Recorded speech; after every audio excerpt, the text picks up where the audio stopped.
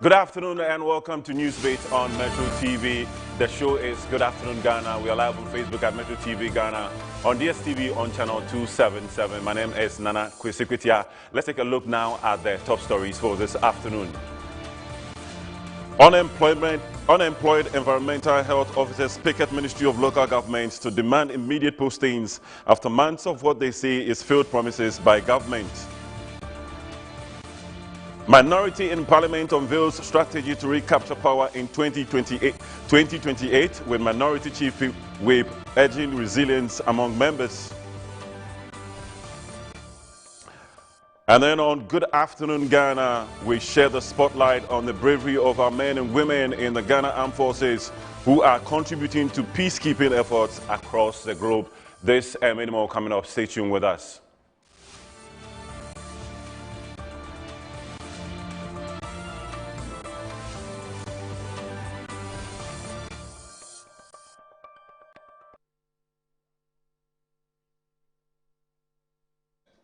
Welcome back, and these are the details. The Minority Chief Whip and Member of Parliament for Nsawam Adoadri, Frank Ano Dompre, has declared that the opposition is stronger, more agile and well-informed, unveiling a strategy to recapture power in the 2028 elections. He made the remarks at the opening of the minority workshop themed the United Front, Forging Cohesive Parliamentary Strategy Post-Primaries.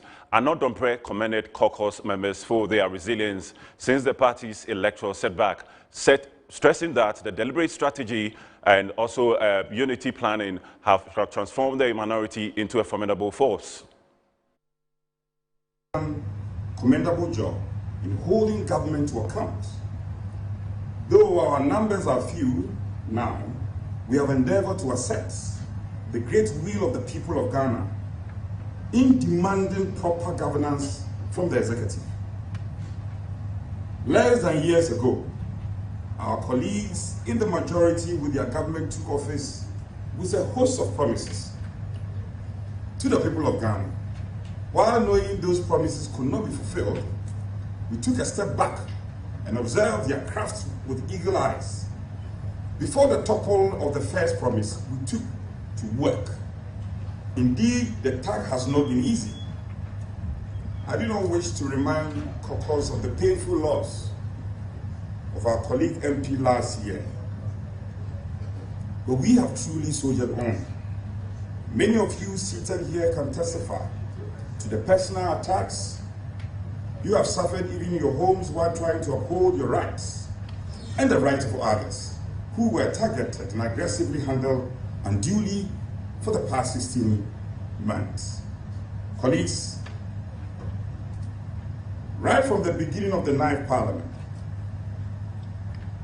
leadership saw it prudent to institute a mentorship roster to quicken the adaptation of members to the task ahead, especially our new MPs. The roster clustered our first-time MPs around the continuing members to refine their presentations made on the floor. We are happy to say that this strategy has positively impacted the ability of members to address issues in accordance with the practices and procedures of our evolving parliament. Among our strategies was also the focus on first-time members by their designation to some leadership roles of the committees. We recognize that continuous involvement in committee work will impact the ability to contribute significantly during debates like the annual budget debates, the debates on the SONA. Similarly, the taxing of members in committees to produce continuous press statements and briefings is a commendable feat. The critical issues being considered at the committees and on the floor of Parliament are subsequently developed into caucus press statement. Through this, we have been able to create an official channel from the caucus to the public for certain stories straight. We have even developed the practice to point where we anticipate the issues and signal the public before the members of the majority and their party officials try to mislead Ghanaians. With these important structures in place, it is critical that we stay on all topical issues across various sectors of the economy. In recent times, the critical national debate on the Bank of Ghana, Ghana's 2025 financial statement, which was unnecessarily politicized and prematurely addressed, has exposed the NDC government desperation. And away from that, some sharp exchanges have ensued between the minority leader Alexander Afenyo-Markin and government spokesperson Felix Kwache Ofosu over the conduct of Circuit Court 9 judge and the response of the legal community in the case involving the arrest and detention of NPP Bono Regional Chairman Kwame Bafo, also known as Abronye DC, while Felix Kwache Ofosu accused the Ghana Bar Association of partisanship, claiming it has failed to respond appropriately because the criticism of the judge came from a member of the opposition New Patriotic Party. Afenyo-Markin has defended his criticism, insisting that his comments are both ethical and constitutionally grounded. According to him, there appears to be a troubling pattern in the judge's handling of the political cases. Here are the statements, first of the government spokesperson, Felix Kwache Ofosu. And it reads, I have long dismissed the Ghana Bar Association as an NPP grouping. If it were not so, the intolerable abuse of this judge by the minority leader would have elicited an immediate, uncompromising response. They have been known to respond quickly to far less offensive commentary by the non-NPP members. Alas, one of their own, an NPP lawyer, has abused a judge, so they have been loudly silent. What insufferable duplicity.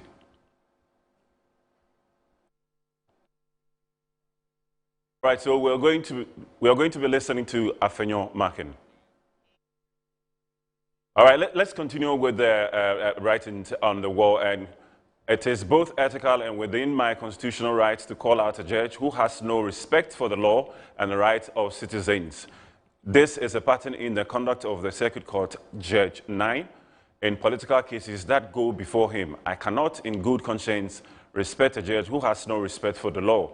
The minority caucus in Parliament will not shut its eyes to the conduct of this judge. A series of action will be taken in Parliament, and appropriate constitutional steps will be taken to rebuke him. Our law lords are not above the law.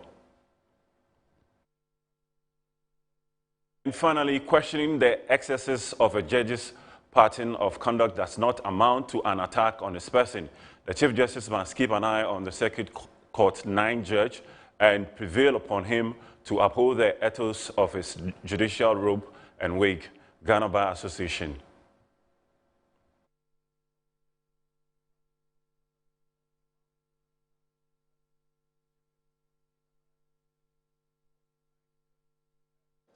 All right, let's take a look at the lead private legal practitioner, Theophilus Donkor, who has criticized comments made by the majority leader, Alexander Afenyo-Markin, against the judge presiding over Circuit Court 9, describing the remarks as inappropriate.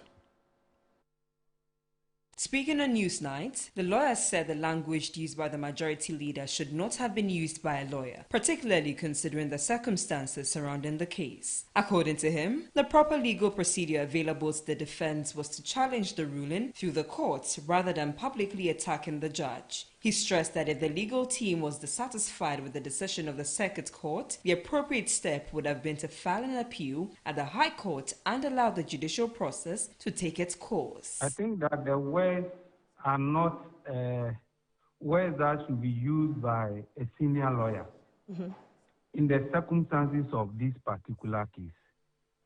I believe strongly that if a senior lawyer believes strongly that a judge has erred, especially at the Circuit Court, you have the right to repeat the bail application at the High Court. If you are not satisfied, you go to the Court of Appeal. If you are not satisfied with the Court of Appeal decision, you go to the Supreme Court. Even that one, you have a right to review.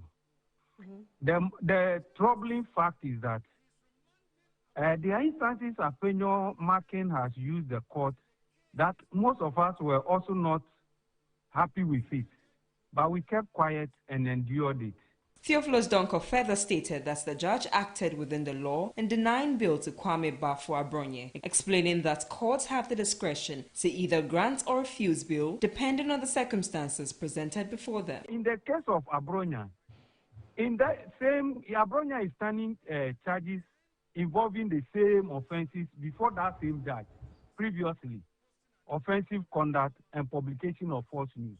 So if Abronye appears before that judge while he's on bail and he has gone to commit another offense, the judge has a right to refuse him bail because the law says so. This is the same Abronye that we all know that is seeking an asylum.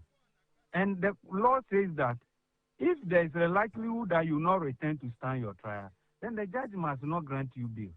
So I think that before a judge would exercise a discretion, the judge will look at the facts before him and make a determination. And these are facts that I have narrated that are undisputable. So the judge was not wrong in refusing Abronye bail.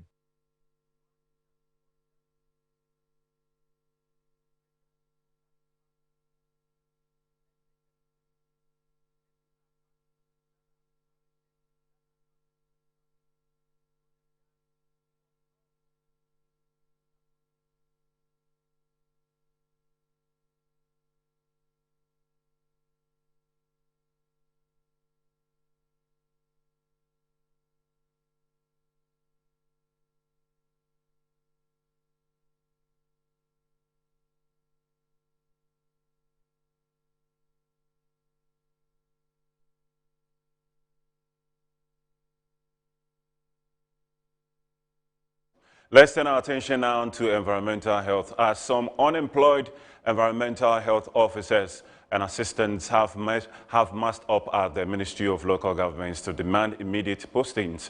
The association said efforts to engage the Ministry of Local Government since 2021 have yielded to no results, leaving many qualified officers without employment. According to them, assurances given by the sector minister on December 15, 2025, that their concerns will be presented to Cabinet and feedback provided have not materialized. 5 months on, they further expressed disappointment over what they describe as unequal treatment in government recruitment. The group noted that while financial clearance has reportedly been granted for the recruitment of 20,000 teachers and 16,000 nurses, environmental health officers remain sidelined, hence the protest.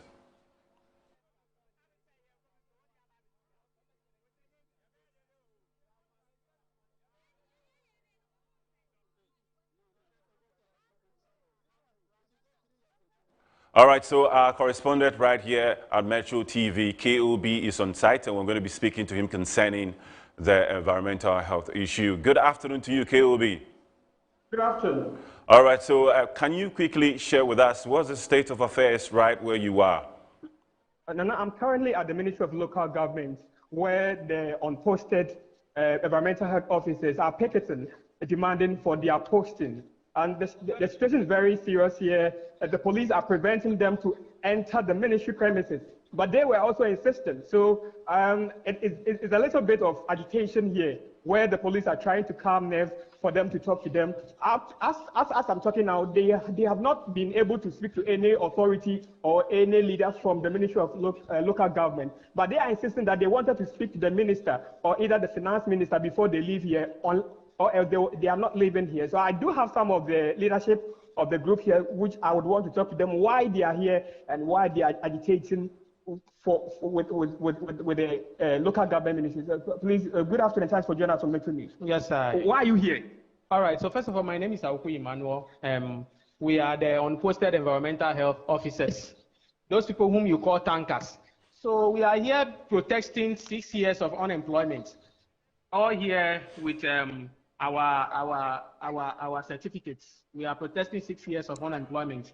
We want our appointment letters now. If the ministry doesn't give us our appointment letters, we are not giving here. So that is the reason why. Oh, earlier there was a little bit of agitation. What was it for? Exactly. So the agitation is coming out of the fact that the police are blocking entrance I mean, we went to the police, we did what the law said by engaging the police, informing them 2 weeks earlier that this is what we want to do. So I don't know the reason why the police are trying to barricade us from entering the ministry. But according to one man who was speaking to you guys, he says you did not serve any notice to the ministry, and that's why they are preventing you to enter. That's a complete lie. That is a complete lie. The man is oblivious of the fact that we submitted a notice to the ministry telling them that we will be coming here. So I don't know where the man got that information from. But to the best of my knowledge, even as of last week, there was a meeting with the chief director and then the leaders of the ministry. The minister was not part, but there was a meeting. And then we told them that we are coming here to demonstrate next week, which is today.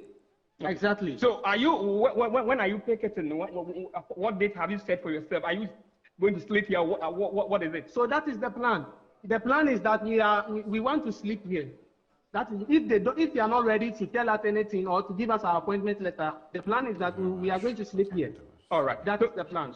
So Nana, I just spoke to one of the leadership of the unposted environmental health officers. I do have some more here. They would want to also share their views with me. There's a lady here. Please, can you share with us why you are here picketing? Okay, my name is Fatih Ibrahim Bailey. We are here picketing because we want to be posted. We've been home for over 6 years. We are tired.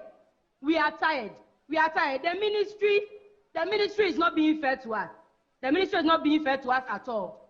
I saw a video of the minister saying verbatim that there's nothing he says to the finance minister doesn't do for him. This minister has increased the salaries of chiefs and queen mothers to 30%. And then we are still home. They are there celebrating sanitation week, sanitation day, and sanitation officers are still in the house for over 6 years. We are begging them. We are tired. Our parents are tired. They should just post us. That's all we want. They should post us. Well, we saw that you guys were confronting the police over there. What was the issue about? So we wrote a letter to the police that we are going to Ministry of Local Government. But in the case, they brought us to Ministry of Office of the Attorney General, and then they barricaded the place, not allowing us to go to our ministry and then tell them why we are here. Okay. We were called inside by some of the commanders, and they are telling us when we come there, we will make contact. We told them, when we were writing the letter, we told them that we are aware there is ban on noise making, so we didn't even bring speakers. Okay. So we will comport ourselves. They should just let us come inside and come and say whatever we want to say. We want to present our certificate so that they will post it. Okay. So Nana, you just heard some of them speaking to us on Metro News. They are here agitating, trying to enter the ministry's premises, but then the police are preventing them because they are saying that there were no notice, or there wasn't any notice that there would be certain kind of protest here. So that's the situation here. I do have some more here. If there's more time, we can speak to them. Please, can you share with us why you are here and why you are at the back of this barricade? Yeah, my name is Manasseh Amemono, and then actually we are here to announce our presence to the minister. We know even the media are watching us, and then we know the president himself is aware of our being here. So the ministry or the police telling us that the minister is not aware of our being here is, I know, and I believe it's a blunt lie. The presence of everybody in this ministry is known to either the minister, either if not because they are aware of our being here. I don't think the police can get up from wherever they are to come and do whatever they are doing here.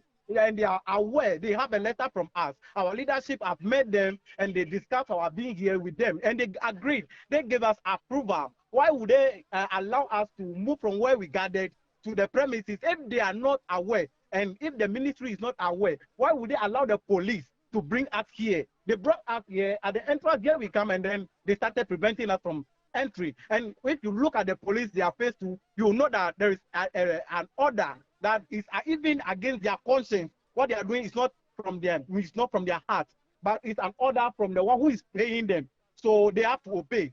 And that's what they are doing. Now that they are asking you people to leave, what are you going to do? For me, as an individual, I am not willing. I even told the police that if either they jail me for doing something stupid that they will call a crime, they will jail me for it. And it is my right for me to be employed because I own the citizenship as somebody who has been born in Ghana, brought up in Ghana, and now I've been trained by a Ghanaian licensed and authorized institution which are supposed to work as a professional worker in Ghana. Here, like the case, we are here and they don't want to pay attention to whatever we are doing. One of the officers came out and was telling us categorically that they don't care about us sleeping here for 2 days or 3 days. We announced to him that we've been in the house for the past 6 years. 3 days is not enough. He can add another week to it. We'll be here. We are ready and we are prepared. Even our police will So, Nana, you heard some of them speaking. According to them, they've been in the house for almost 6 years, and until the minister come out to address them, they are not living here. So this is what is going on here at the Ministry of Local Government. All right, KOB, thank you very much for the information. I'm sure that in between time we'll come for more updates on that. Thank you. And away from that, the Ghana Standards Authority has arrested the Chinese managers of Jin Yongjia mattress factory in Afenya near Tema for illegally resuming production of substandard mattresses using hazardous chemicals. The factory was shut down earlier for operating without approval, but was found operating again using polystyrene and polyethylene, cheap packaging materials that pose severe health and environmental risk.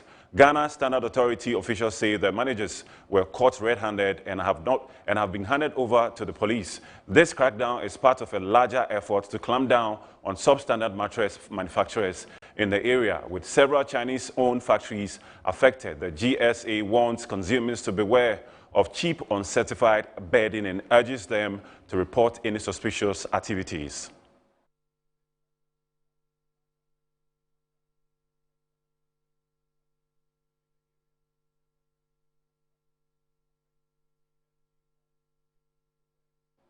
Let's take a look now at some other stories. And following an appeal by the University of Ghana Medical Center for Women to donate breast milk to the Breast Milk Bank in order to help improve the survival chances of premature infants, Metro News hit the streets to gauge public awareness of the Breast Milk Bank as well as people's views on donation.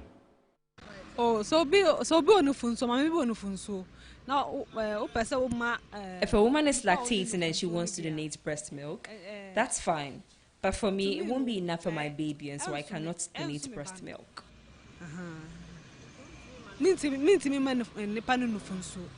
I don't see anything wrong with it, but I think the education should be more on it for women in our part of our part of the world. You know, outside is very common, but here I think it's a new initiative that the center wants to introduce. So I think more education should be done on it. Because if I were in a position to donate, I would. Because for someone whose mom isn't around, it's a blessing to help them. I will plead with women and mothers to go and donate because it's good for humanity and you reap the good deed. Mothers should partake in the exercise so it helps us all.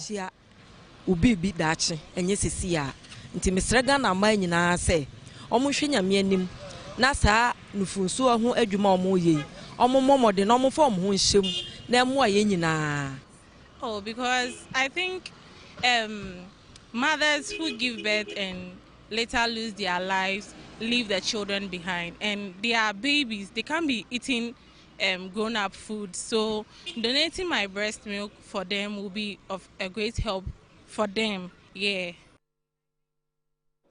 Away from that, Asantehene Otumfuo Osei Tutu II has called for a decisive national shift from partisan politics to enterprise-driven development. And speaking at the Ghana Business Leaders Conclave held at the University of Professional Studies, Accra, the traditional leader declared that Ghana must now become a nation of builders. Addressing business executives, students, policymakers, and academics, the Asantehene said Ghana's nearly 70 years of independence had been overly dominated by political rhetoric rather than productive economic transformation. He said that while Ghana had earned global recognition for its historic role in Africa's liberation struggles, the country must honestly assess whether independence had translated into prosperity for ordinary citizens. But we must be honest enough to admit that the past decades have been too dominated by politics and not always by politics of the kind that builds nations. Allegiance to party has too often been stronger than allegiance to the state. We have sung the praises of politicians and ignored those whose toil, innovation, and enterprise drive nations forward. After almost 70 years, the lesson is clear. We have had enough of talk. Ghana must now become a nation of builders. We must move from slogans to production. We must move from lamentation to enterprise.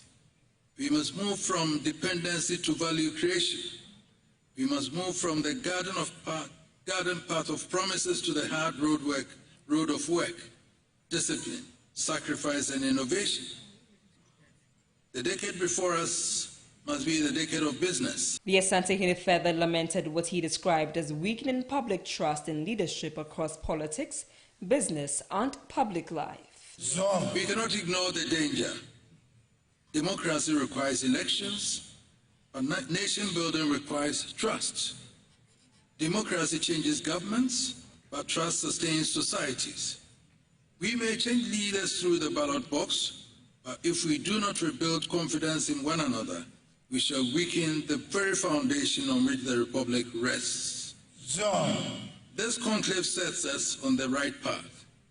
It seeks to create a platform for the emergence of leadership committed to doing the right things in the right manner to achieve the right outcomes. The monarch also praised UPSA and the Otumfuo Center for Traditional Leadership for initiating the Ghana Business Leaders Conclave, describing it as a potentially transformative national platform capable of reshaping Ghana's development orientation.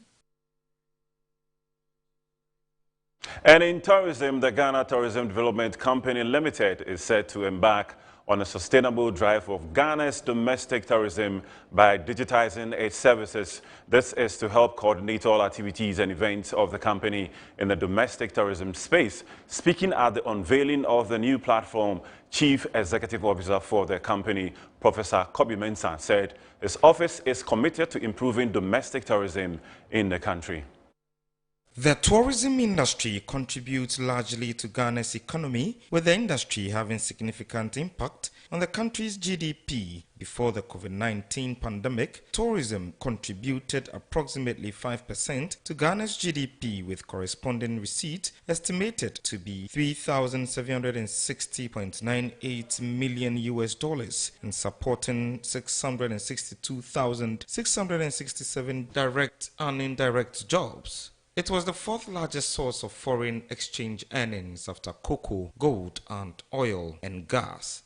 Ghana's tourism sector is, however, challenged by persistent high cost of travel, taxes and regulatory fees, fragmented destination marketing, and limited global visibility. The Ghana Tourism Development Company unveiled about 7 digitized services, which includes the Ghana Tourism Marketplace, Ghana Tourism Investment Platform, GH Tourism Calendar, all geared toward boosting the tourism industry. Chief Executive for GTDC, Professor Kobi Mensah, says domestic tourism needs to be well coordinated. We have moved digitally. If you listen to what we presented, GTDC now is much more digital oriented because we see sustainability or sustainable tourism from that angle. So we talk about the Ghana Tourism Marketplace, which is a digital product. We talk about the Ghana Tourism Investment Platform, which is a digital product. We talk about the Ghana Tourism Events Calendar. I'm so excited about the Events Calendar because it gives you 365 days, updates of what is happening in this country in terms of events. I particularly have said that if you look at the festivals in this country, it's a huge driver for domestic participation in tourism, but we haven't actually coordinated that. And I sort of highlighted some of the problems that we have. Traditionally, tourism, especially from a hospitality perspective, has taken a little bit bashing. I say that we have demonized tourism sector. One of our key goals is to drive domestic tourism, especially from education's point of view, letting people know that tourism is healing. Tourism is not because you have enough money, but tourism is because sometimes you have to actually wind down. Management of the Ghana Tourism Development Company, together with some high-profile dignitaries, unveiled the company's new signage. And that's it for the afternoon news. My name is Nana Kwesi Kwetia. Good afternoon, Ghana continues from here.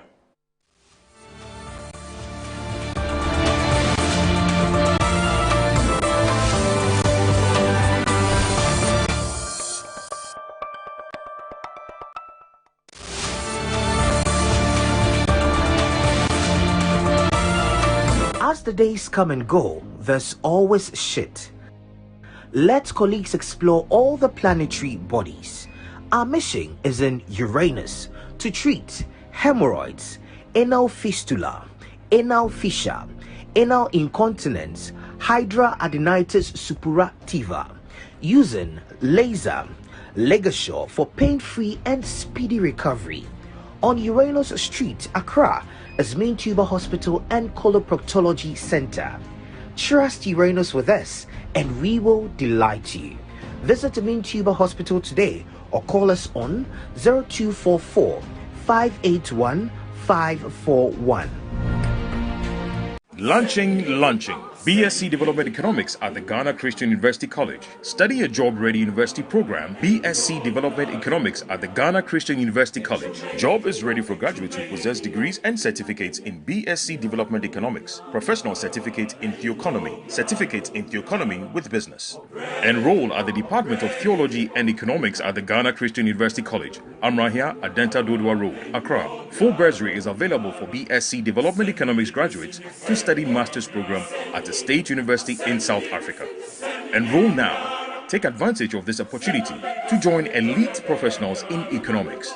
Call 0557 351 090 or 0575 633 307 or 030 296 0542. WhatsApp us on 0557 351 090 or you can get in touch online on www.theoeconomy.edu.gh. Powered by the Center for Theology and Economics, CTEC.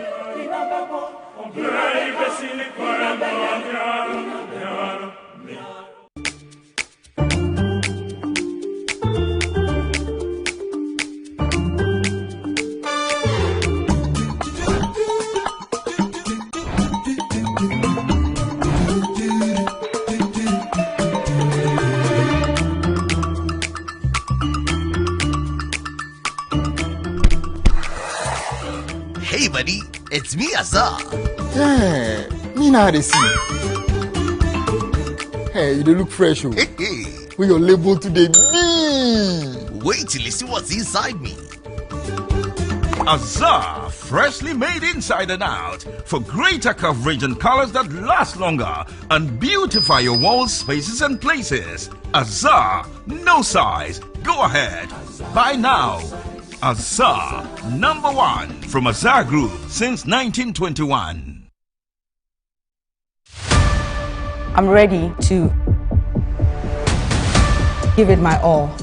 My talent, dedication, heart, everything for this journey.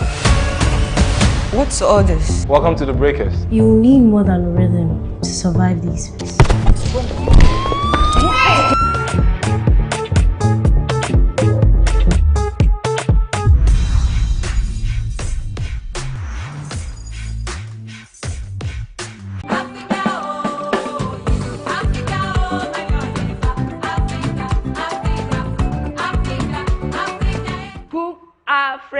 Cook Africa, oh.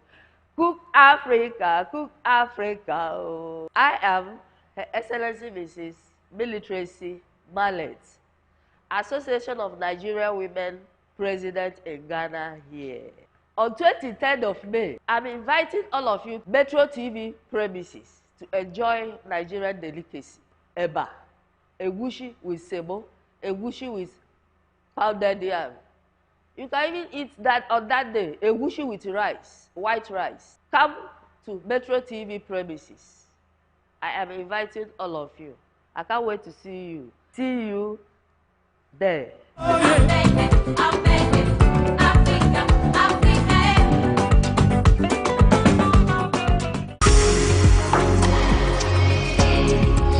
From finding your dream home to building a legacy for your family, the Homeowner Show has been your trusted guide.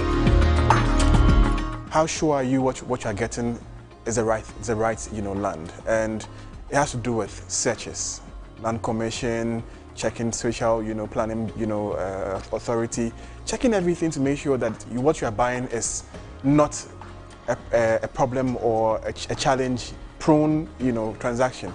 The stress of even not owning a house and constantly coughing up to rent is a big issue. Join me, Hannah Atiasi, and my distinguished panelists as we delve into exciting conversations.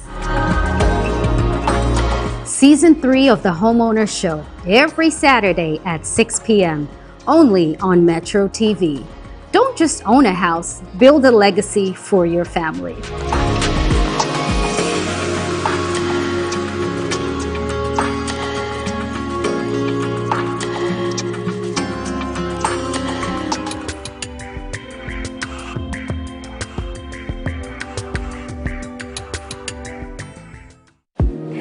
Next season on the Gen Z Show. I want to have you saying, tell me no. What to wait? My name is Lakisha. Join me and my guest live on Metro TV socials, Facebook, TikTok, IG, every Saturday at 12 noon. What's happening in our world as Gen Zs? Who is getting dragged? What the bloggers are saying, the latest settings in town, and of course, what's given and not given. And yes, why are Gen Zs getting fired in our corporate jobs in America? Oh, hey Robin, how's everything? Hey, everything's fine. I just wanted to let you know I won't be coming in today. Really? Make a date with me on the Gen Z Show, because I'm not doing this without you. Oops! Do you like what you see? Yes, because this season is about to get more dramatic. Why are you talking to another girl? She's not real. It was an AI girlfriend. Okay, I won't. So yes, I've got some interesting topics you wouldn't hear from anyone on the dating sites. The Gen Z Show, I got you.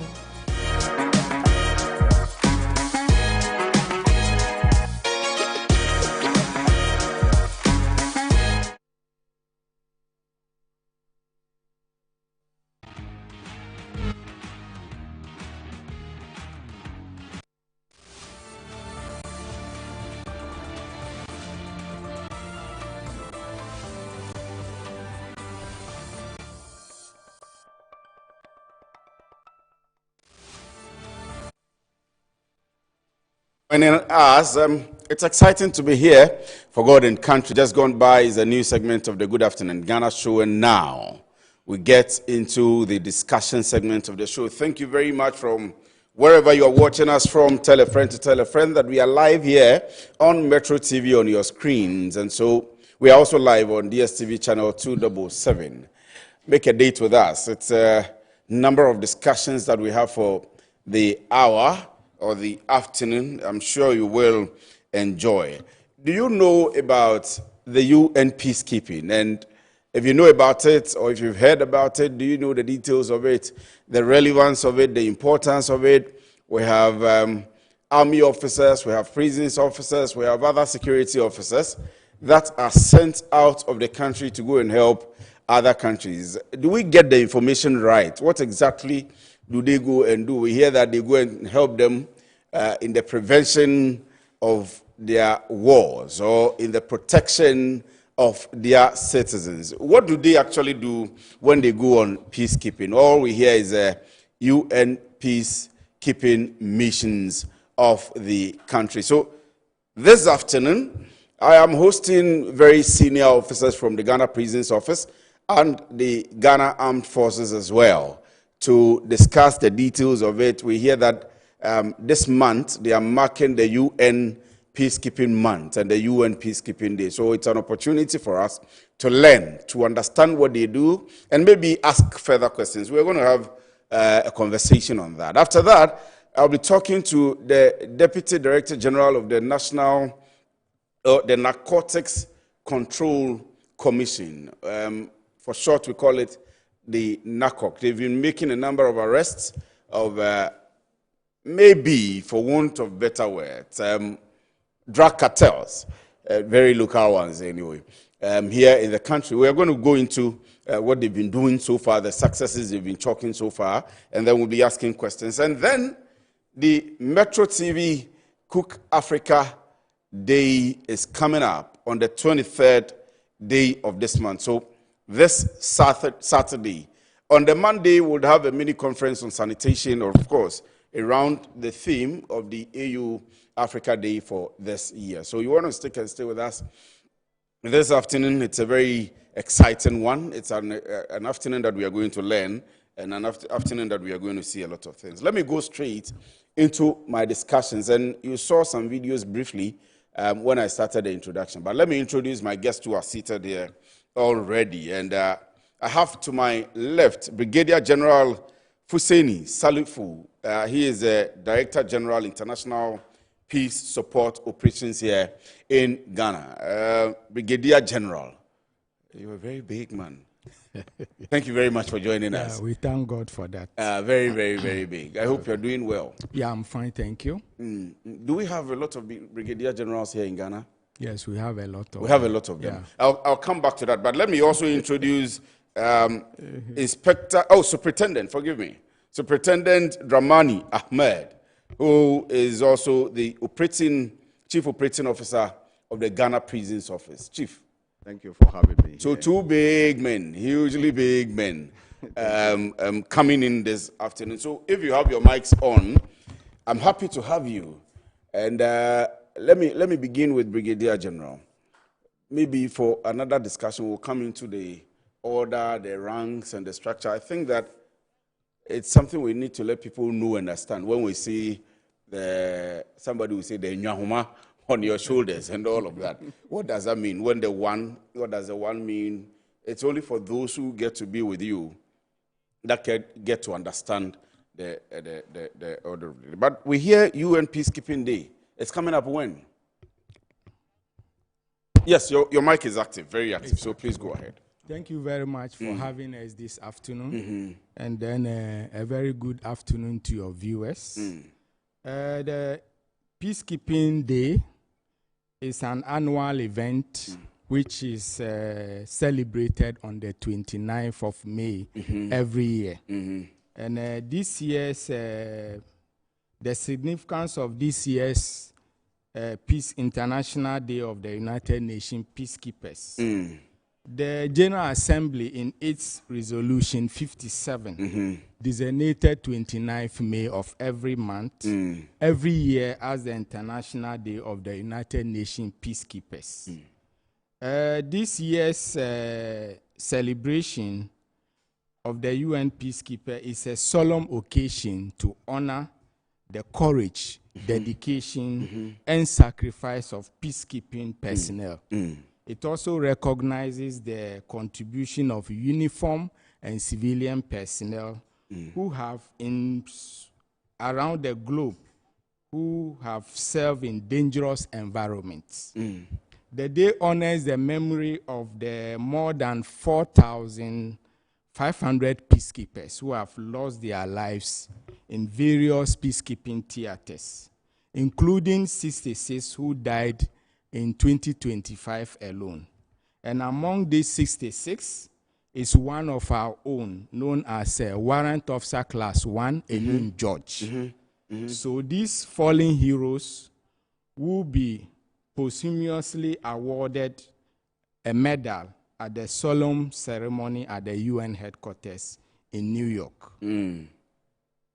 They'll be awarded? They'll be awarded with medals. In New York, on 29th of May. 29th of May. This month, 29th, the UN will celebrate it at the UN headquarters in New York. Yes. Oh, wow, wow. And these 4,500 are the international, everybody, total. Not just Ghana. No, not because just I panicked Ghana.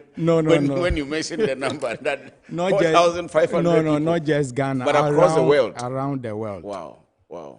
Taking part in about 70,000, 70 peacekeeping operations around the globe. 70 peacekeeping operations? Yes, around the globe. But on the significance, Chief Superintendent, let me ask you, how significant also it is? Brigadier General has outlined some of the significance of the peacekeeping. I would want you to add on to that, then I can ask my follow-up questions. Thank you very much, and good afternoon to your listeners and viewers across the country. Even before I start, I just want to correct that I am a superintendent. If you rank me up to chief superintendent, my superiors will question me. They will attack me. So forgive me if you're watching. It is superintendent. It's Superintendent Dramanu Ahmed. of Yes, Ghana Prison thank you. Service. Okay, right. Like my senior colleague rightly said, the significance of the UN Peacekeeping Day cannot be underestimated, as that day seeks especially to honor those who have sacrificed their lives in search of world peace. It makes their families humbled that those they have lost have not been forgotten. The United Nations never forgets them, and as a result, every 29th of May of every year, they are celebrated. We see it as a celebration. We celebrate their sacrifice to world peace. It is not an easy thing to be in the mission area. And if you succeed in coming out of the mission area, it's just by the grace of Allah. So those who lost their lives must not be forgotten. So the significance is to humble the hearts of their family, reunite their souls together, and that day is earmarked for that celebration. But is the peacekeeping agenda itself successful? When you go into the missions, are you able to resolve the problems, the peace for which you went to get for those countries? Do you get them? Even before my senior colleague will come in, let me tell you that significantly we resolved major of their problems. The peacekeeper stand in between conflict and calm. The peacekeeper stands in between fear and hope.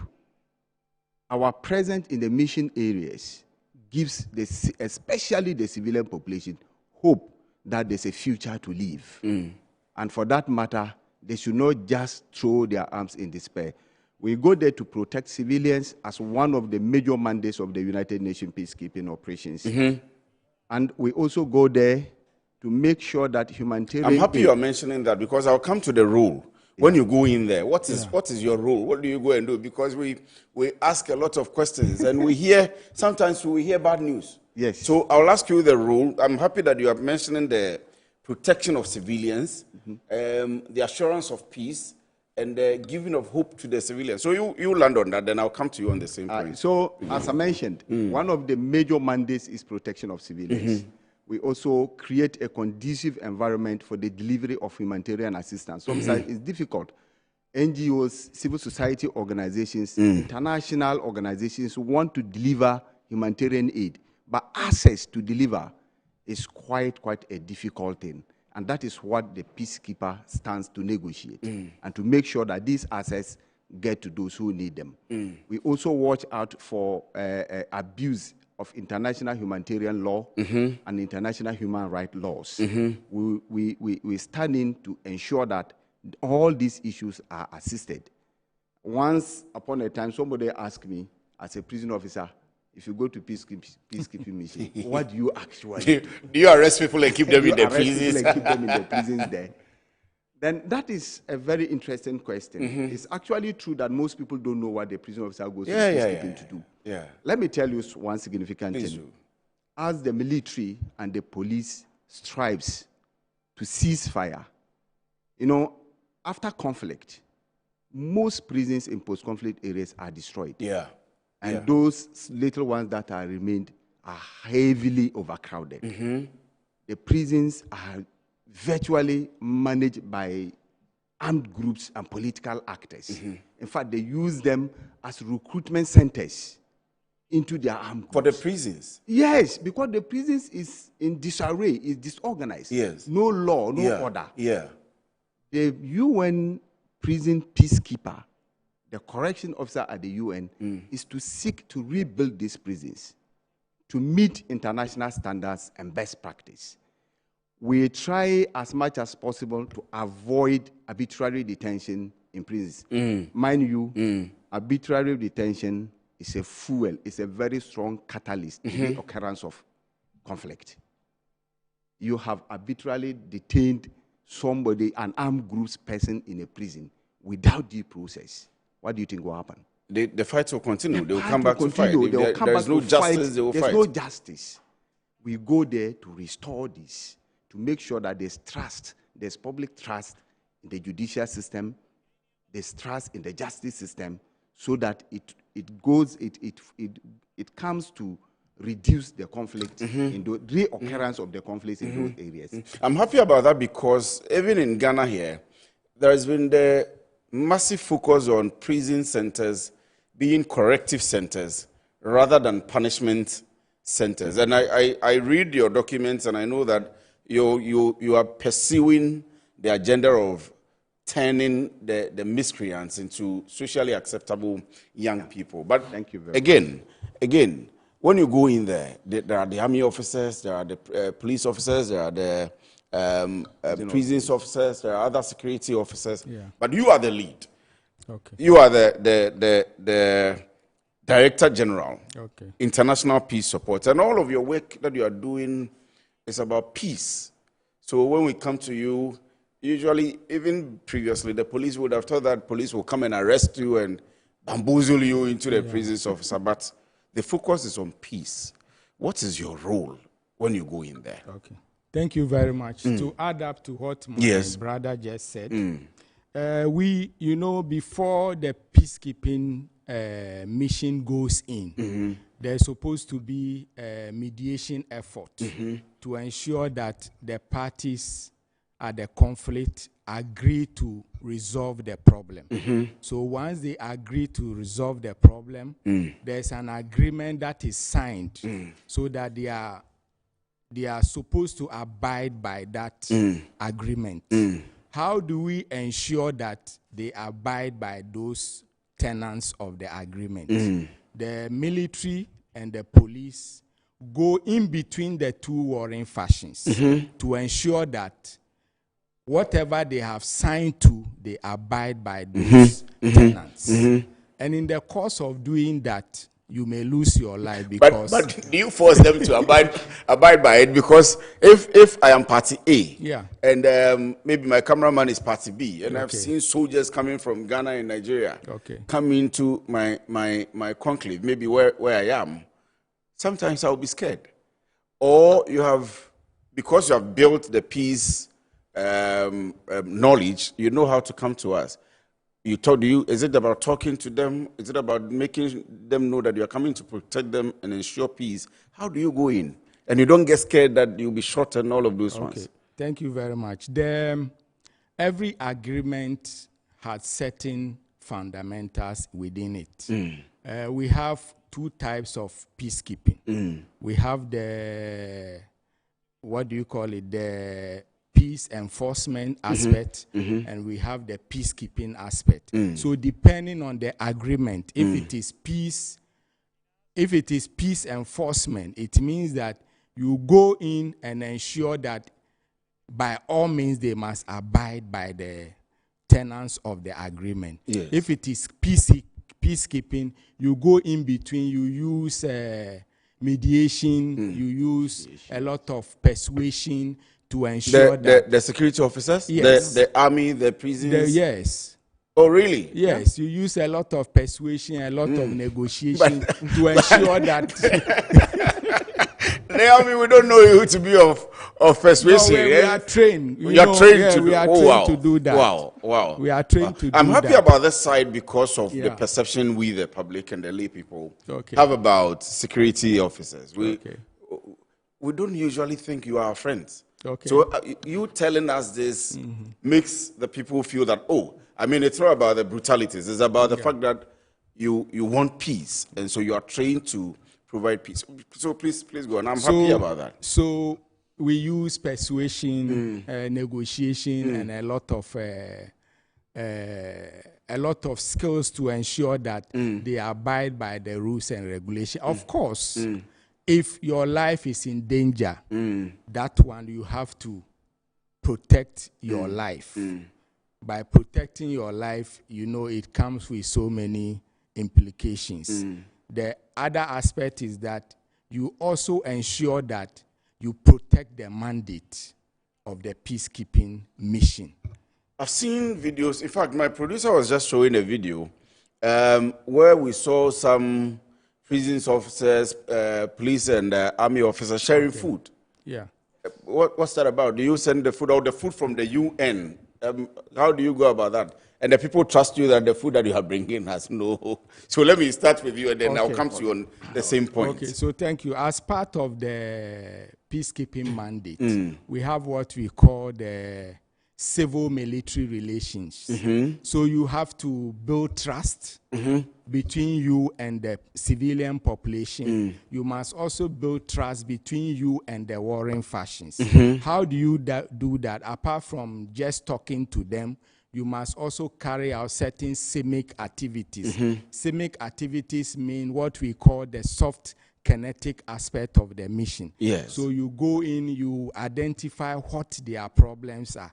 It could be health, it could be shelter, it could be food. So depending on what their needs are, you organize those things as part of civic activities, and then you present to them. You could cook food, you could give them raw food. Wow. You can also build shelters for them, and apart from that, you can also provide health services for them. So as we go along with military personnel. Yeah, I'm seeing that on the screen. Somebody attending to even to the animals. Yes. Wow. So we have veterinary officers, we have doctors.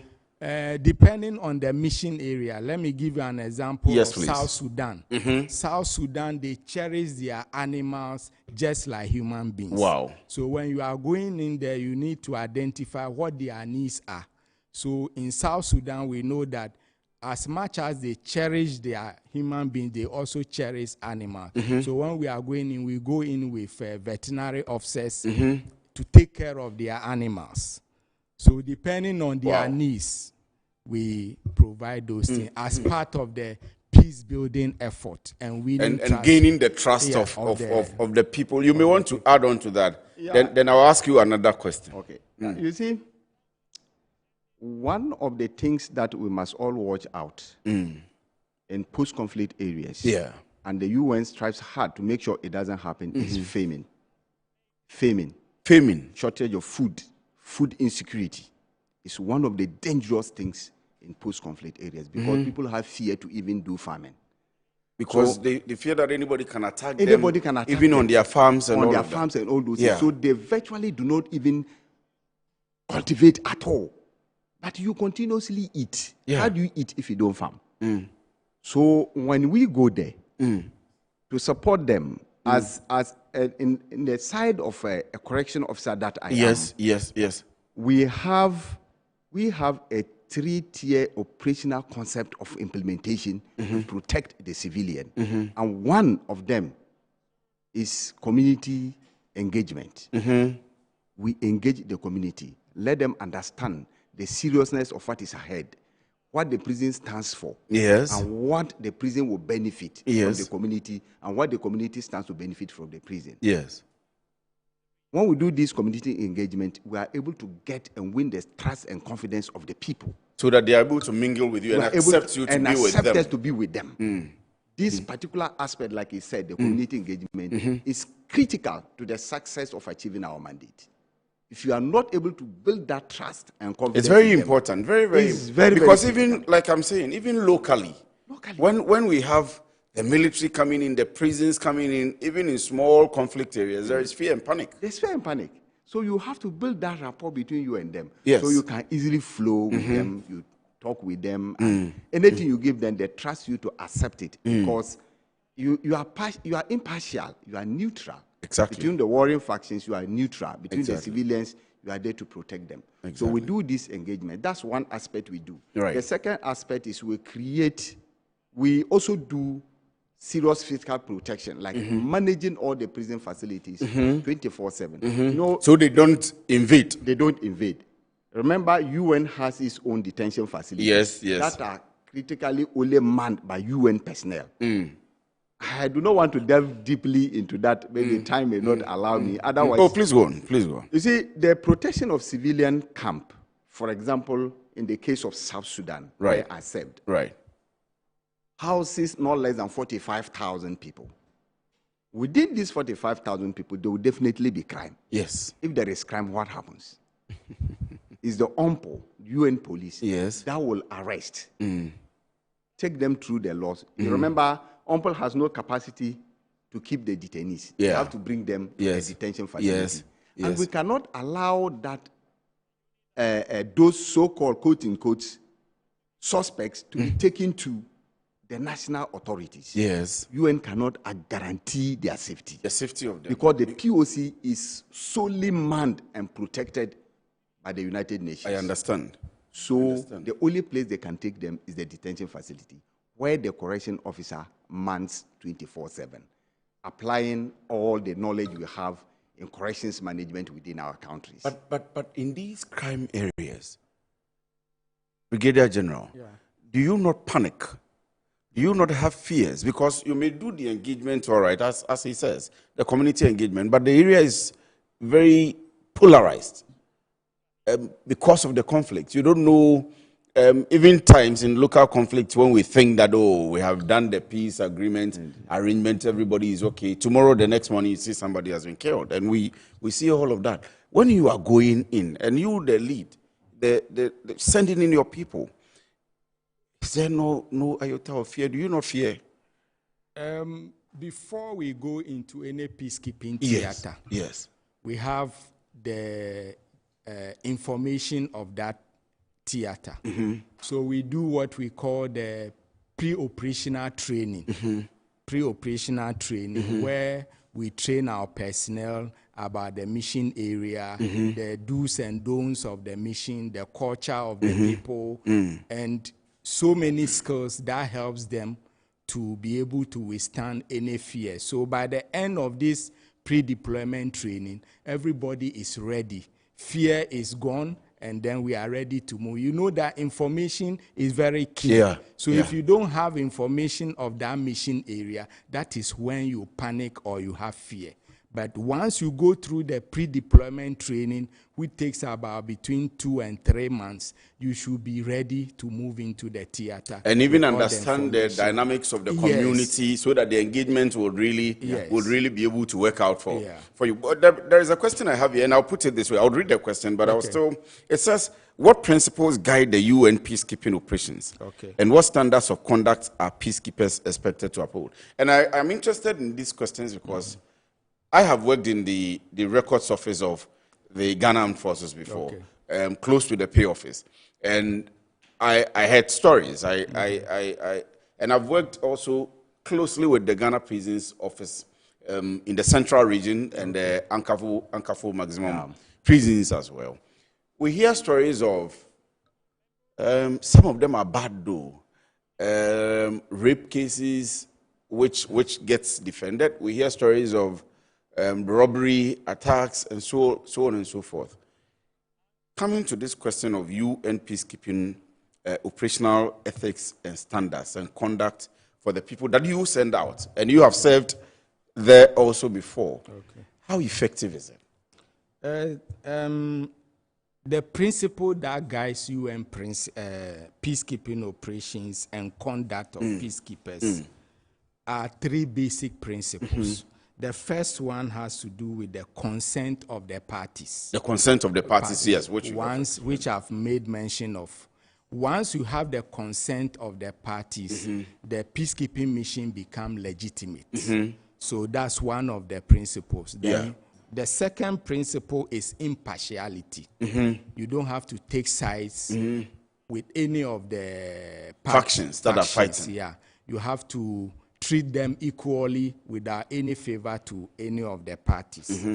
Then the other one is you are also not to use force against any of the warring factions. You only use force in self-defense. If your life is at stake, then you use that force.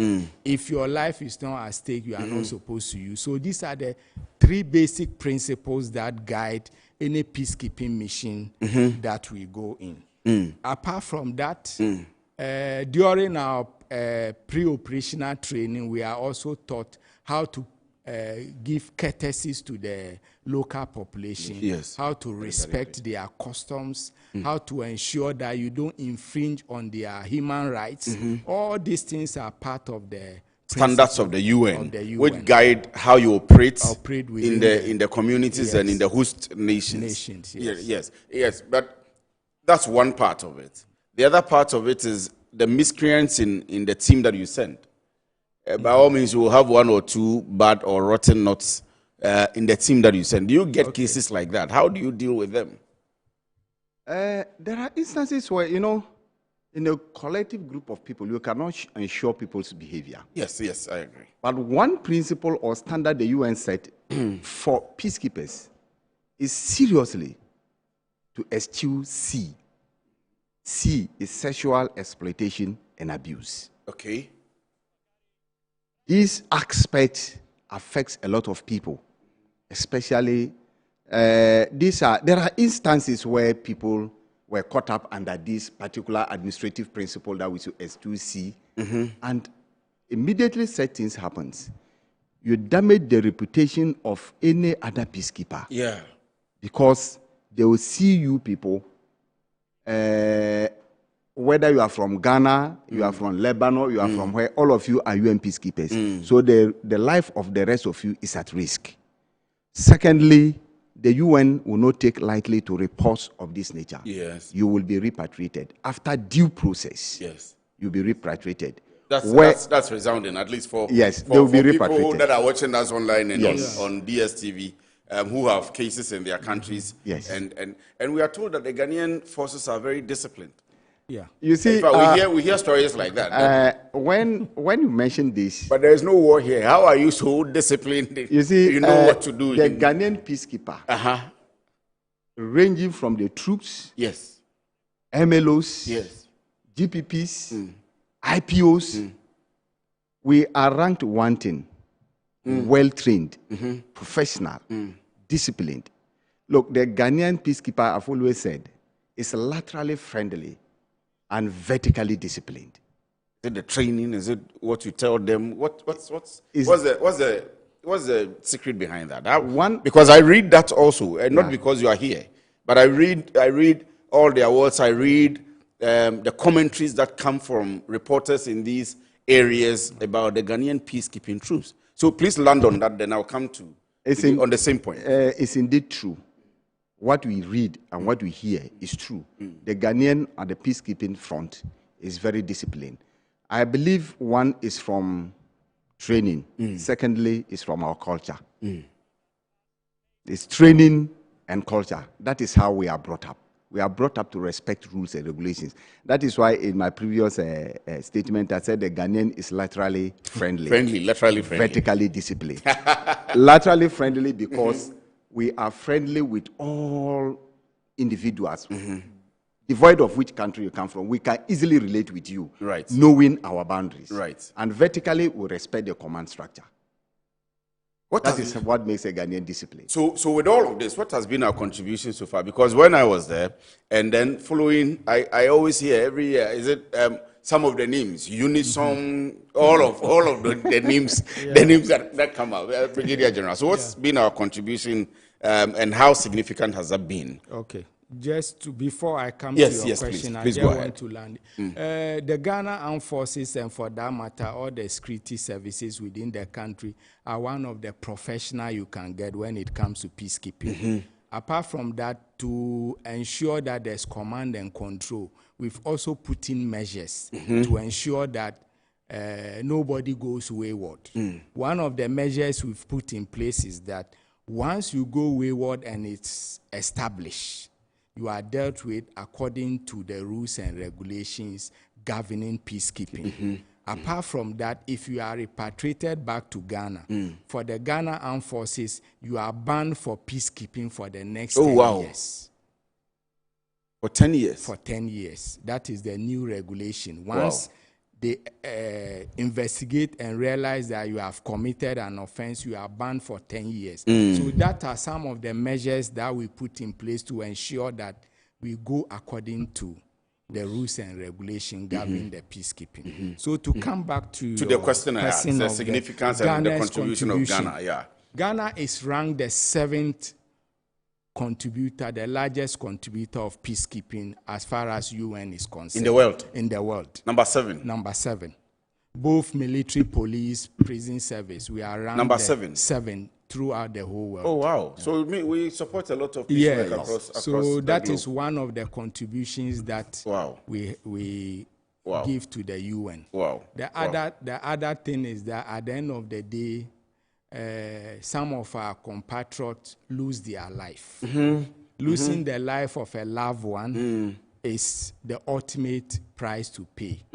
So as the 7th largest contributor of troops to UN peacekeeping, that made us one of the highest contributor of peacekeeping in the world. So every single year, we have supported peacekeeping activities across the globe with men and women from our security services every year. Yes. Wow.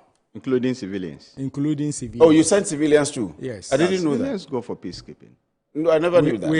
Okay, you mentioned the doctors, the veterinary services. You mentioned that, and even civil society groups. Yeah, you mentioned civil society also groups to support in protection of civilians and child protection unit.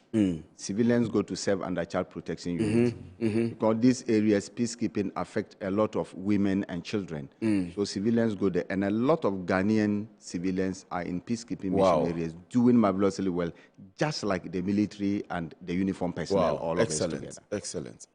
Yeah, because of time, maybe one time we will have time to come in and discuss the peacekeeping fully and the challenges that you face in sending the people and all of that, even the funding you get to sustain the work you do in these communities and these areas. And for me, the panic, the fact that you don't panic, you just go in, solve problems and come back. But let's come back to the celebration itself. Okay. The celebration. So the UN is going to celebrate on the 29th at the UN headquarters in New York, Manhattan. In Ghana, what are we doing? So in Ghana on the 29th of May this year, we are going to have a wreath laying ceremony at the forecourt of the State House. The Honorable Minister for the Foreign Affairs, the Minister for Interior, and the Minister for Defense, including the UN resident representative who address the gathering. All the security services will be in attendance. The CSOs will also be in attendance, and school children will also be in attendance. So we want to use this your platform to invite on the 29th. On the 29th. Okay. Where is that happening? It's happening at the forecourt of the State House. Okay. Well, so that there will be wreath laying. Yes. But will the individual security services make any presentation or anything in the program itself? Not or necessarily. As it is the main event. Yeah, that's the main event. The main event. Yeah. But beyond that, or before that, is anything else going to happen? No, before that, we want to sensitize the public. This forum is part of those sensitization that we are doing. Yes. Some of our colleagues are also going to other media houses to sensitize the public. But we are happy that we have you. Yeah. We are happy that this is Metro TV, of course. Okay. So we are happy that we have you. Let me give you your final words to the public. For those of the people that don't really understand peacekeeping, for people who don't know what you do, your final words, and then Brigadier General too will come in. Then we can wrap up. Thank you very much for this opportunity to I will want to use this your media house to let the general public know that peacekeeping is not always about war alone. After the war, life must continue. And how do you do to make the people comfortable? We have to make institutions work. And if the prisons are not fully functioning, it means that the justice system has collapsed. Yes, it's true. So as correction officers, and as we call it in Ghana, prison officers, we go into the peacekeeping to make sure that there is public trust and confidence in the justice system of the mission areas that we go. We give them capacity building through international laws. We do quick impact projects in livelihood projects such as farming, encourage them. We give them trade and skills training so that even after the peacekeeping, the UN might have folded up in their areas, we would have built their capacity to stand alone. What we need from the Ghanaian public is to appreciate us, encourage us, and tap our back to serve the Blue Beret. Appreciate. From wherever you're watching, appreciate.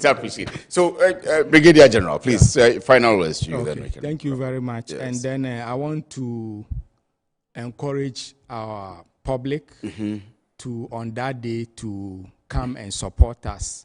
Like you asked earlier on, all the security agencies will take part. There will be a short ceremony where we march on parade, and then the ministers, as I mentioned earlier on, will give a speech. To also, peacekeeping is not only about war.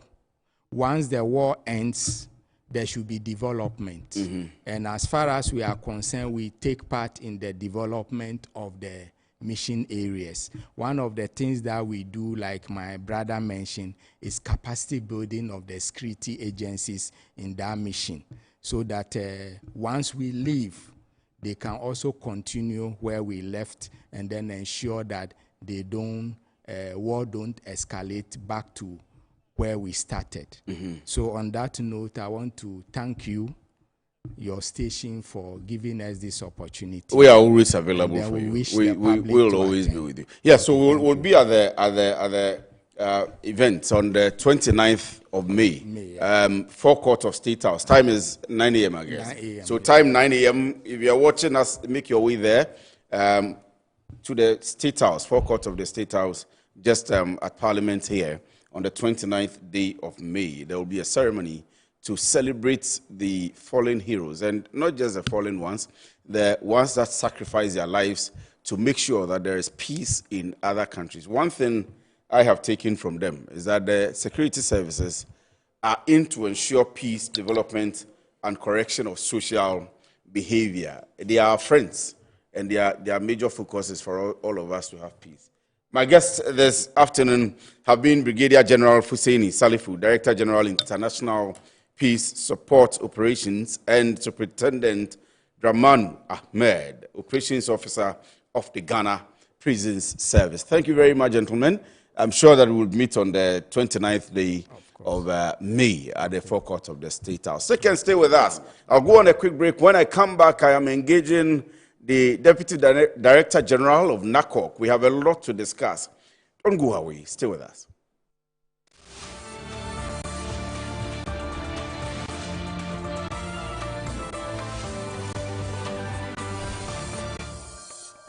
Finding the ideal property shouldn't be a daunting task.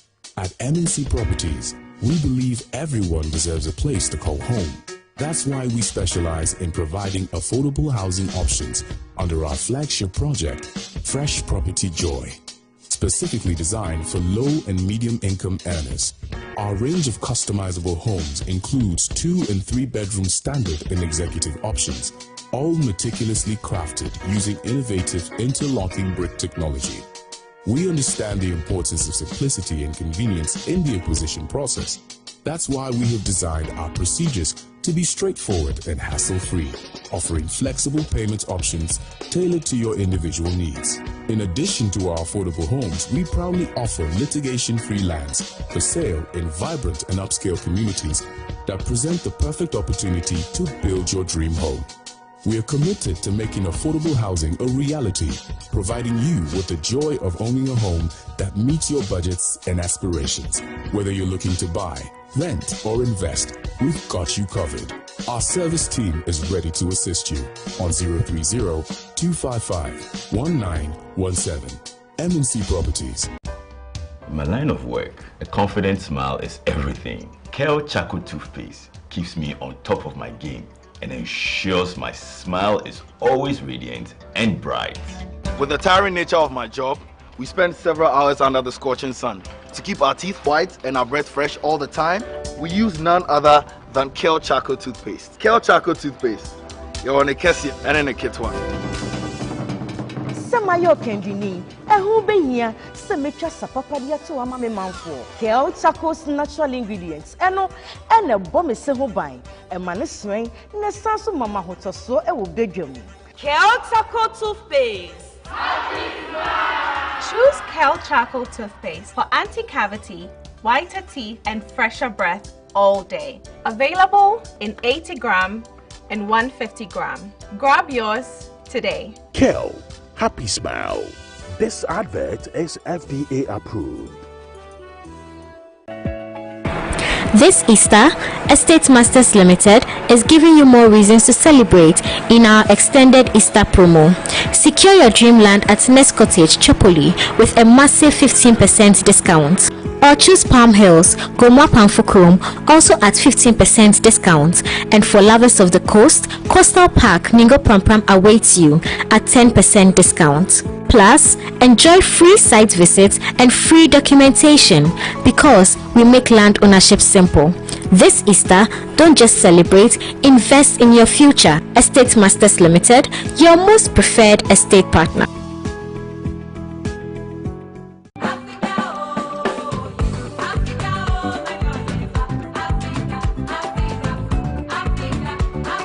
Time has come again. We're going to celebrate our great continent, Africa, and the Union.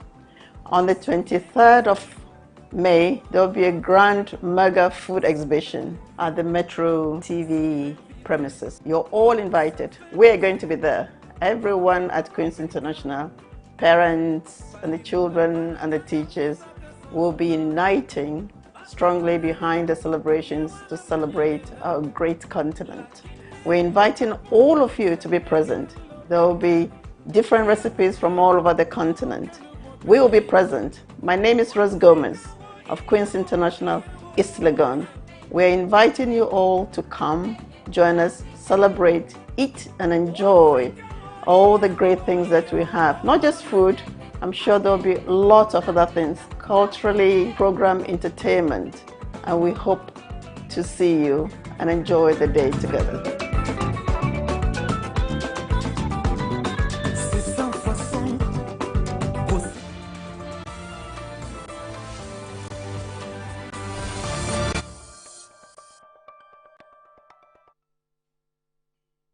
Right, you welcome back from that break. I told you that I'm going to be with the Deputy Director General, Narcotics Control Commission, in the person of lawyer Alexander Chum Berema. So, lawyer has been standing by on Zoom to speak to us. Let me see if I can hear lawyer. Lawyer, good afternoon and thank you very much for joining me. I hope you're doing well.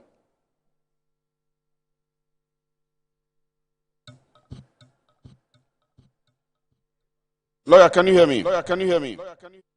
Yes, sir. Good afternoon, sir. Sorry. Yes, I can hear you now. And thank you very much for joining us. I hope you're doing very well. By the grace of God, I'm good. We thank God. We understand that there's been a number of, should I put it, arrests or operational activities over the last week, the last month. How successful have you been so far, and what exactly are the details? Okay, so a very good afternoon to your listeners and viewers. Yes, it is true that in the last week, we've conducted a series of operations within the Greater Accra region and the Oti region. There are other regions that are also following up this week and beyond. Greater Accra region, we did some sweep at Dome, Kwabenya, Kisiman, and some other, enclaves. And we also raided some places in Alabama, in the Oti region. So that is it, yes. So who are you arrested? They've all been successful. Yes. So who are you arrested and what exactly? Is it Indian hemp, so to speak, or what type of drugs are they holding up to? Yes, 90%, 95%, they are all Indian hemp. You know, people are taking advantage of the word legalization of Indian hemp cultivation, thinking that because we said we've legalized it, so it means everybody or anybody can do anything at all that he or she wants. And here, the caution I would like to cite is that we need to be careful because that is not the rationale. The rationale is that we've legalized cannabis for industrial and medicinal purpose. And the THC level is 0.3. 0.3%. That is what we've legalized. And even with that, persons of interest are supposed to apply to Narcotics Control Commission to get license to cultivate, license to transport, license to store, which is the storage license, license to export, license to import, license to process, so many things. There are 11 categories or different types of licenses. If you have not had any of this, and you sit in your house, in your town, in your community, whatever, thinking that because you've heard anything legalization, so you can just go ahead and do whatever you want, you'll be arrested. And when you are arrested, you will be prosecuted. That one is undisputed. Once you are arrested, automatically you'll be prosecuted. Though all these people who were arrested over the last week have all been placed in court and they've all been remanded. As at this afternoon that we are having our interview, the very last group who were brought from Alabama in the Oti region have been remanded by the court. Wow. The High Court this morning. Wow. Sorry, yeah, this morning. Wow. So once you are brought in, you'll be prosecuted. If you don't want us, if you don't want us to go through that extent or to go to that extent, please desist from this. Again, we have never and we will never legalize recreational use of cannabis. You're not. That is not what the law has done. Recreational use. Do you understand? Please explain. Recreational use is not part of the law. You see, the recreational use, for instance, those who are, mixing it with some alcoholic drinks and even non-alcoholic drinks. Exactly. So we've arrested cases where they've mixed it with sobolo, they've mixed it with some smoothies, alcohols, and other things. So many things. Even some were kebabs. These are cases that we've arrested people. But lawyer, you are a lawyer. Does that not qualify, for example, for medicinal use? So if I'm a company and I'm producing maybe an alcoholic drink, or I'm producing a fizzy drink, and I have the license to operate, not the license to use the cannabis, but the license to operate as a business, an industry, to produce this drink. You are saying that I'm not allowed to involve anything cannabis. If you have, let's say you have a license to produce anything beverage, alcohol beverages, or whatever. Yes, exactly. And you think there is a need to add the component of a THC or a CBD to your drink production, you have to apply to NACO for your license. Fair enough.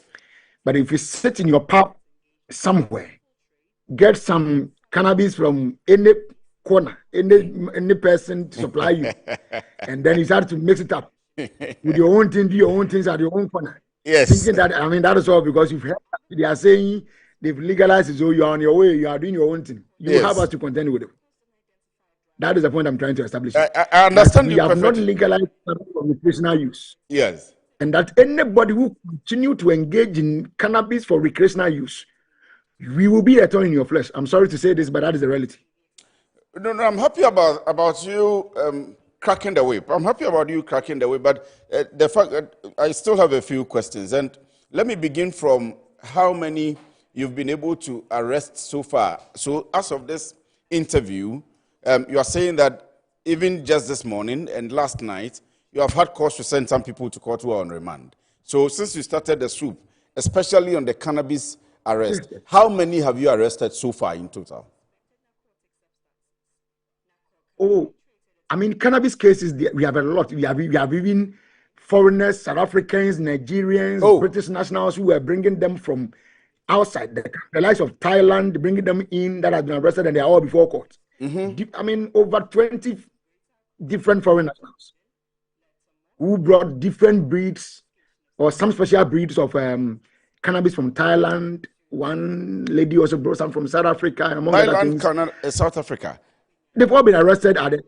But Counsel, how did they come in? How did these come in? From Thailand, from South Africa, from other countries? Even without the legalization, and with the legalization, there is other institutions know that they need the licensing from you. I'm going to ask you about the engagement so far with the public, whether the public understand what they need to come and do with you. But for the institutions, they must know that the licenses have to come from you. So how did these ones come into the country? Automatically, you know that anybody who is coming from Thailand is coming by air. Yes. Anybody coming from South Africa is also coming by air. So yes, those people that I mentioned, those foreign nationals, for them, they were arrested at the airports. But the locals, they also have some different cases that were trying to also export it from here to other jurisdictions, and they were also arrested. Yeah, those that, like the likes of the Uti region that I mentioned, for them, I mean, the operation that we went to do in the region that got them, there are about 4 or so people, is it 3 or 4 people? Right. Who were, picked up, and then, like I said, were put before the court this morning, and the court, in its wisdom, has remanded them to appear somewhere next week, and then it will continue from there. Counsel, let me ask you, and let me appreciate the Honorable Chief Justice. Okay. On something. A call was made through our minister to him that we will be grateful if they can consider us to have a dedicated court. And I can say with all humility to him and respect that he has answered to our call and has dedicated a court, a particular high court to us to be dealing with narcotics cases. So now we don't really struggle with our cases. We have our own court that we take it in as, immediately we get them. You understand? So yes. That is it. And that is why, it's something that needs to be commended. That is why I'm singling it out to commend him. We're also grateful to him. For helping a very good cause of this sort, it's important that we all join you to appreciate him. However, let me ask you, what's been the level of engagement? Because genuinely, your line went off a bit. I didn't get you. Yes, I said earlier on that we join you in the appreciation of the Chief Justice. It's important that a call like this, we all support you to appreciate him, because we need the system to be sanitized. And however, let me put this question across, that it is very obvious that some people may genuinely not know the law, not know that they have to come to you. What's been the level of engagement? Some people in Alavanyo, some people in Kumasi, some people in maybe the northern region who are farming illegally. Now there is a law that they can come to you to get the certification to cultivate. What's been the level of engagement with all of these stakeholders? Okay, so looking at the kind of industry that we are dealing with, it's quite huge. So our engagement can't be something that can be done with the twinkle of an eye.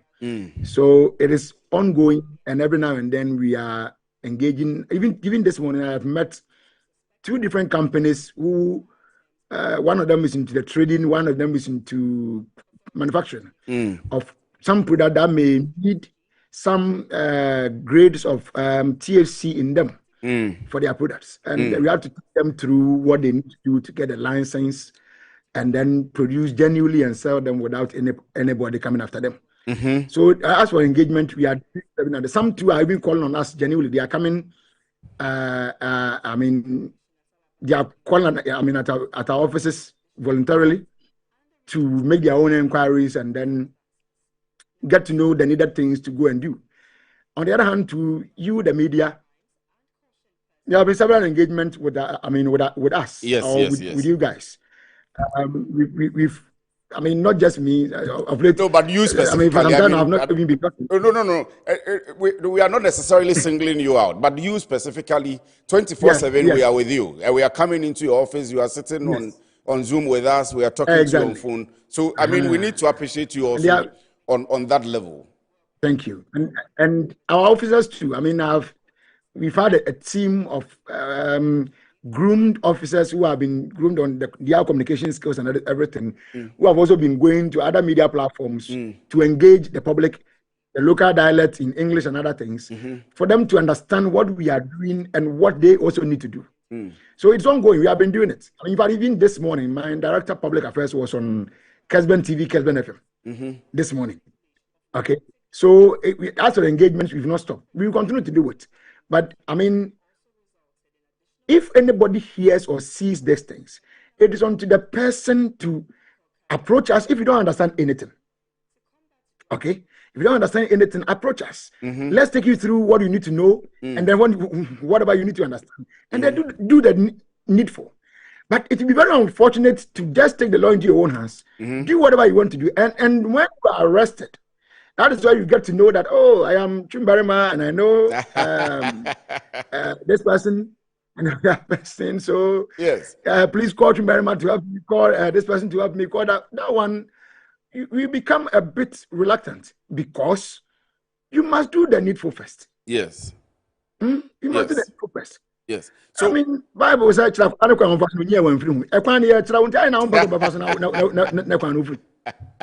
so there is a question that's coming that well, let me summarize it, that there should be a concern also about reformation and whether there is any collaboration, for example, with the Ministry of Youth. We saw that they started the Red Means Stop campaign, which at the time I knew you were supporting very vehemently. So the question comes on the back of that. And the fact that those who are using this for the negative reasons, possibilities of having a reformation agenda, apart from arrests and apart from the punishment, how else can we get people to stop? How else can we get to reform the system, especially with you at NACOC? Thank you very much, bro. Let me commend my very good friend and brother, Opariado, Minister for Youth Development. And then my younger brother, Osman Ayariga. Osman Ayariga at NYU. Osman Ayariga, yes. I'm singling these two gentlemen out because of the kind of collaboration that they've had with us when it comes to this Red Means Stop thing that they took. Because, as you know, unfortunately, the youth age range are mostly those who are partaking seriously in this recreational use of cannabis and other drugs. So, in fact, the very day that they were launching this Red Means Stop, I represented the commission at the program. I think it's in Malia, one of the hotels at the airport city. I've gotten the name. That the program was held, and I represented the Director General there on behalf of the commission. And we've shown our full commitment and support. We've had other, one-on-one meetings or engagement with the Minister, Opariado, as I mentioned, Honorable Opariado, to work on how feasible we can come together and ensure that this thing that are dominating our second cycle schools, tertiary institutions, among others, can be curtailed to its barest minimum. So we've intensified our engagement on that, or with them seriously on that. Again, government on its part also to ensure that he will bring drug usage to the barest minimum. Exactly. Government, and again, let me commend the John Dramani Mahama government. Government this time took a very bold step. And the bold step was that for the very first time, these our youth who wanted to join the security service, the state security services, police, prisons, fire, immigration, and others, were all taken through drug tests. Wow. They were all taken through drug tests. It is one step that government took that I believe very well that if we sustain it, it will reduce the drug usage or abuse of drug within our youth to the barest minimum, if not zero.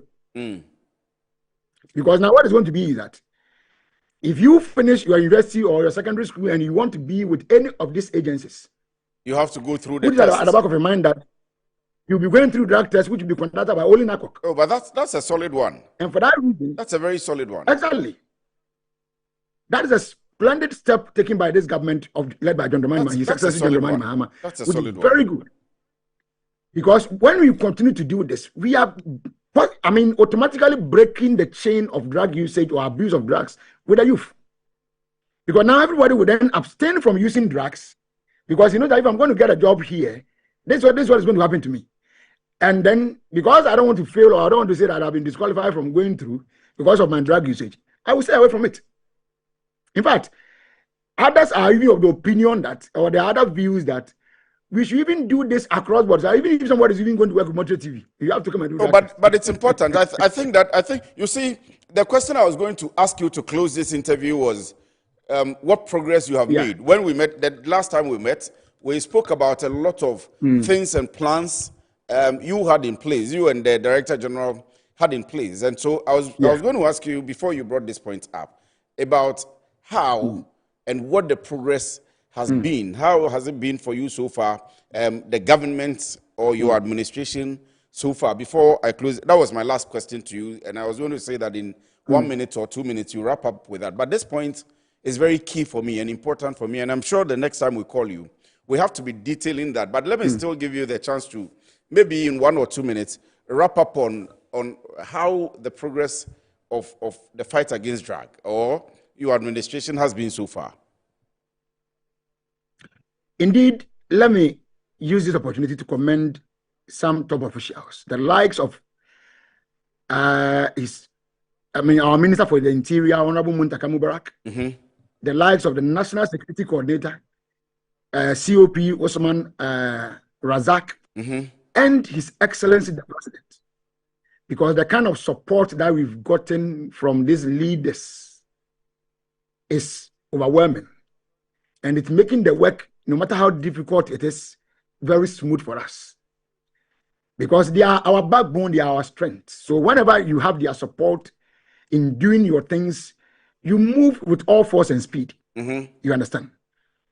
So I can say without fear that within the last 1 year and some months that we have been in office, these top officials that I've mentioned have been extremely helpful and supportive to Narcotics Control Commission.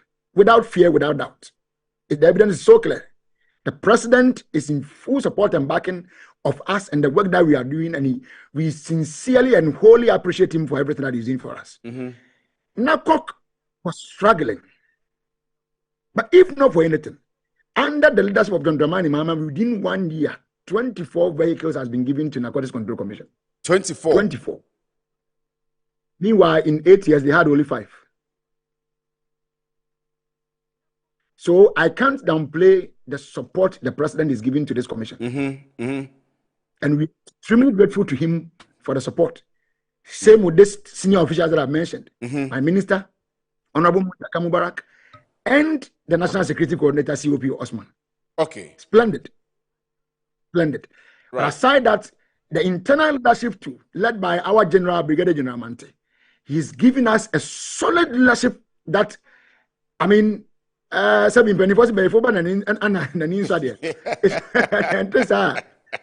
to see who is saying that. I mean, whatever he's doing or he's been doing, he needs to be questioned. No. Lawyer. Splendid leadership. He's making us feel that every agency needs the kind of leadership that he's giving us to move on and then move on well. So I'm grateful to you as well. Lawyer, let's do it this way. We'll come back to you. Okay. Let's find time and let's come back to you. And then all of these, especially 24 new vehicles and some of the other topics, some of the other issues also, and some of the arrests, we'll take our time and go through the details of them. But for now, thank you very much for joining us. We know that you are busy in the office, but we still had to hold you up for the last 30 or so minutes. Thank you very much for your time. Alexander Chumberema Esquire is the Deputy Director General, NACOC, and we've been talking about the anti-drug fight. We have some voices.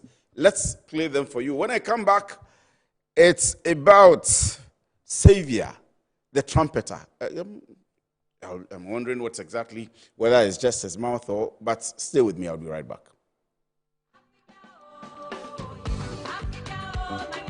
A flavor, a feeling, a moment you can't resist. Metro TV is bringing you Cook Africa AU Day on Saturday, the 23rd of May 2026, under the theme My Kitchen and Safe Sanitation. From every corner, every culture, join us at the Metro TV premises. Come, let's have fun, eat, and experience the taste of Africa together. This event is a Metro TV event supported by Metro TV Digital, Original TV, and Original FM.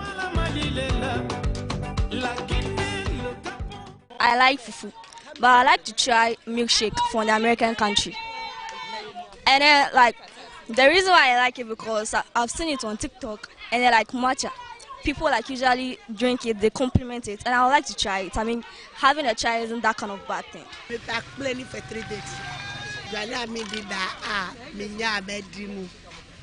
I got a journey there. Couscous. Frango for journey French for journey. Aha. Diania mi pepa banku ene nkruma kwan. Ya ni pese mi di emotu nso mi nim se na mi di no. Diania mi pepa. Hey fufu. Fufu. Minye fufu pani katenkwan a. Na nkruma danchanche ya. Na minye kotodwe kan ho a aboa no. Mimi de diania mi pepa na ye sa akukọ na omudi ya wosu. Abrochefo no mutedi se diane no. How much is a biscuit is but a biscuits? Would the cow on a grow. Hey, my body do me by answer my polonka. No look about has say. Me did be named Mississippi Gum. Me did be named Mississippi Gum, maybe for my walkie. Media want to read our baby feed yes work home. I like fufu, but I like to try milkshake from the American country. And then, like, the reason why I like it because I've seen it on TikTok, and then like matcha. People like usually drink it, they compliment it, and I would like to try it. I mean, having a child isn't that kind of bad thing. Me tak play for 3 days. Jana me did that me nya bedroom. I got a journey there. Couscous. Frango for journey French for journey. Aha. Diania mi pepa banku ene nkruma kwan. Ya ni pese mi di emotu nso mi nim se na mi di no. Diania mi pepa. Hey fufu. Fufu. Minye fufu pani katenkwan a. Na nkruma danchanche ya. Na minye kotodwe kan ho a aboa no. Mimi de diania mi pepa na ye sa akukọ na omudi ya wosu. Abrochefo no mutedi se diane no. How much is a biscuit is but a biscuits? Would the cow on a grow. Hey, my body do me by answer my polonka. No look about has say. Me did be named Mississippi Gum. Me did be named Mississippi Gum, maybe for my walkie. Media want to read our baby feed yes work home. Jack, what you shop how many di mama why? Si fufu no, ene nkatenkwan no. Ena Batabo was a pen and benene light soup. Na ha, motion di mame. A benene light soup, no what I say. There the goods kakra wono. There the kutuji kakra wono. There the akokone kakra na wono. Now they are no. Oh, mo fama meni toy.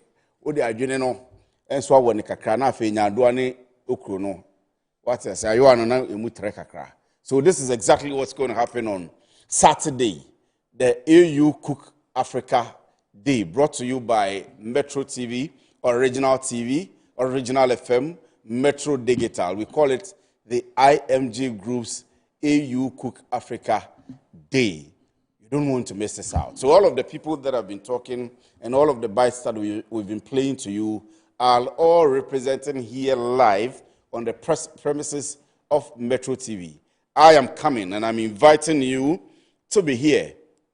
It's just a mixed bag, a brown bag, and a number of food items that are going to be cooked and taken. So I'm not just taking the fufu with the ajene, with the goat, with the palm nut soup. There will be jollof, there will be acheke, there will be rice balls, there will be eba from Nigeria. So all the foods from all the African countries are going to be cooked. Then there will be performances as well. So I am giving you the invite, but I will come here to enjoy. If you're like me, I'm sure you would want to walk in. So tell a friend to tell a friend that on Saturday, this coming Saturday, it's the Metro TV Cook Africa. I almost said the Jollof Festival because Metro TV will organize another program that's called the Jollof Festival. But this is the Metro TV Cook Africa Day. All kinds of foods. And there will be performances as well. One of the people that are going to perform is called Xavier the Trumpet. Xavier, I say, Xavier. Good afternoon. Good afternoon. Good afternoon. How are you doing? I'm very well, sir. You're good? Yes, sir. But where is your trumpet? It's an inbuilt trumpet. Inbuilt trumpet? I'm a walking trumpet. You're a walking trumpet? Yeah. How are you a working trumpet? You have a trumpet inside you? Yeah, when I sing with my natural voice, it sounds like a trumpet. Oh, really? Yeah. But first of all, we'll come to that. First of all, where are you from? Where do you come from? Are you a Ghanaian? I'm a Ghanaian. And Which part of Ghana do you come from? I'm from the Volta region. Volta region. So the apple, you know how to cook the apple? Akble. Akble? Yeah, yes. I know. Oh, that's how we put it. Akble. Akble, do you know how to cook it? Yes. You know how to eat it, obviously, I'm sure. But do you know how to cook it? Yes, I know how to prepare akble. There is a small fishes also. The anchovy. The anchovy, you know that one too? Yes. That one with sometimes kinky or there is this one food. But you know how to prepare all of that? Yes. And so when you come here on Saturday, you are prepared? Yes. To eat or to cook? I'll sure say it if you cook. Oh, I can cook. You can cook? Yes, yes. What food can you cook? I'm a village boy. You be village boy? Yeah. Well, which part of the village have you been? I'm a village boy as well. Okay, I was born and raised in Tregui. Tregui is It's where? under Angloga district. Okay. Yeah. Okay, but you lived there for how long? Oh, for so long. I think I moved out of the village. That was around, I think, 2006. 2006? Yes. That's 20 years ago? Yes. But do you remember all the things we were doing there? Yes. Have you caught a crab before? Crab, yes. Crab? I've caught in a the crab. mud? Yes, I've caught a crab before in the mud. You've caught sugarcane before? Yes. I've cultivated sugarcane farm before. Oh, you've cultivated sugarcane? Yes, and it's one of my delicacies. Okay, that's fine. And I've done fishing before. Oh, you've done fishing before? The tilapia and the catfish. Yes, it's a lot there in the Volta region. Every time I come to the Volta region, I want to eat catfish. That's beautiful. Where I'm coming from is an island. Yes. So just at our back, the lagoon.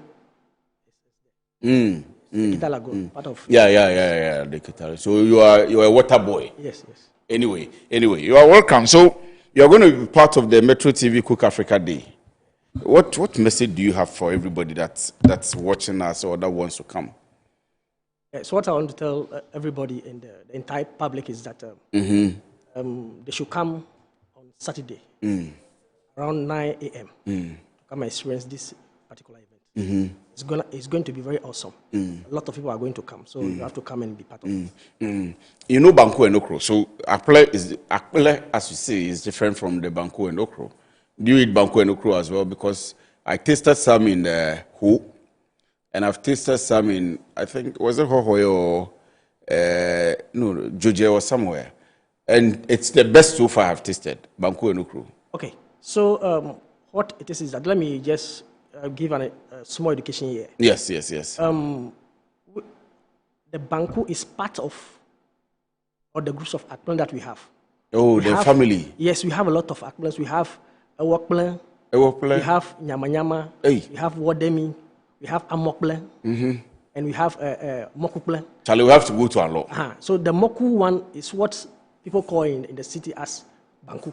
That's what they call. That's what they call in the people as Banku. But we have about 7 or 8 different types. Yes.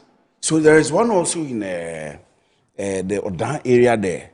It's with pepper, like the Banku and pepper, but this is the proper local one. When you fill it with the small fishes, Charlie, when you eat, you keep eating and eating and eating.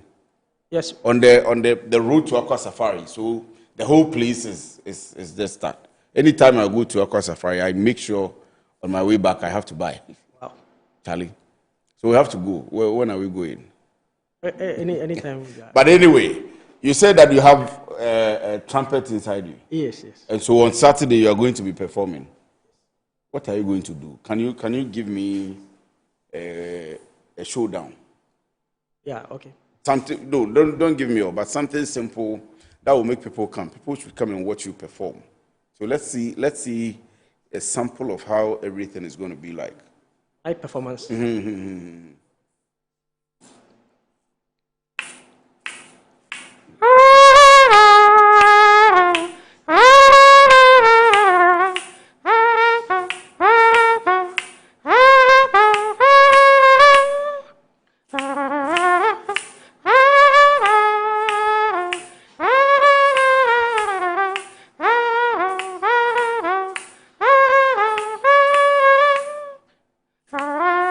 No, hold on. Do you have something in your mouth?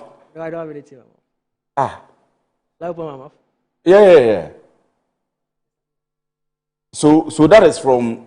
How do you do that? How are you doing that? I force the air in my stomach to pass through my throat. Mm-hmm. And I use the tongue and the lips to control it. How long have you been doing this? Okay, I started this way back around 2003 when I was in secondary school. Mm-hmm. Yeah.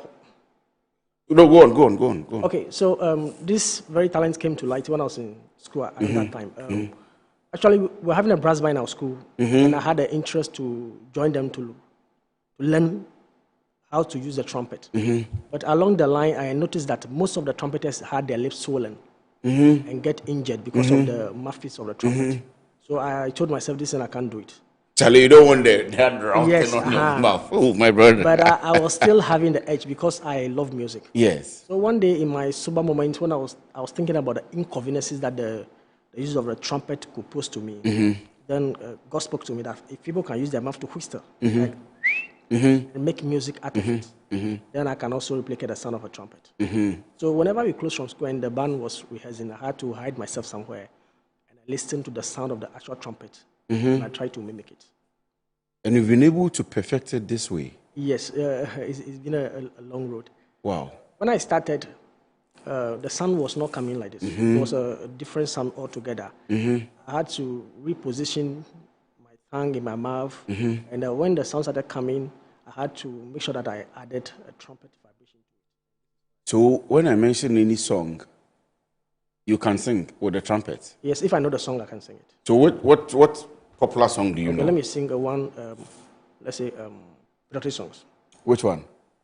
Will I do it? Yes, do it.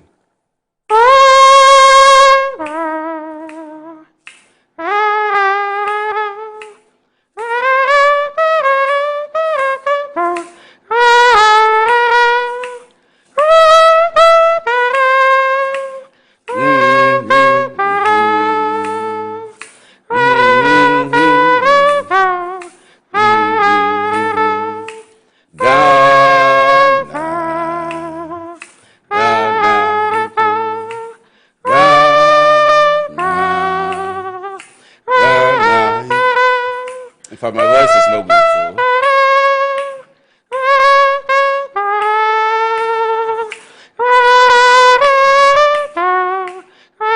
Charlie, appreciate. So you are doing this from inside you? Yes. This is so wow. I'm just using this to support it. To support, yeah. Wow. And on Saturday, people that are watching us will see you live. You're coming. Yeah. That's a promise to everybody. Yes, I'll be performing live. So please make it a time to come. It's going to be very, very beautiful. And everybody that will come will see you. Sure, everybody will see me. You'll be here the whole day. Yes. Savior, the trumpeter. So when I got the name, I was really wondering, what is this guy talking about? And I saw you without a trumpet. And truly.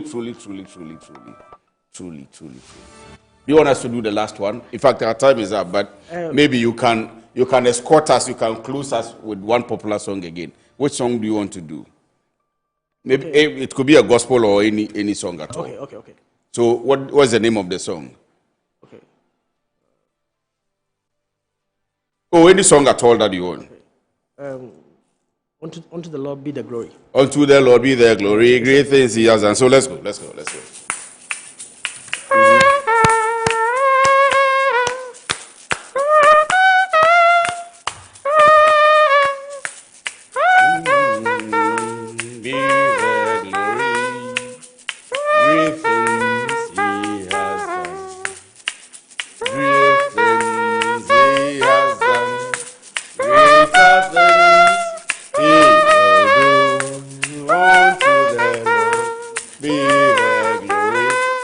Wrap up the show for the afternoon, ladies and gentlemen. Thank you very much for watching us and making time to be with us. This is all in the heat up to the 23rd of May, the AU Day Cook Africa, here live at Metro TV from 9 a.m. in the morning. You want to make your way right onto the premises of Metro TV, Original TV and Original FM. We will be here to welcome you come, enjoy, and eat. All other countries and their ambassadors will be lively here and live and represented heavily here. My name is Kwesi Afriye. I am with Xavier the trumpeter. So please go ahead and close us.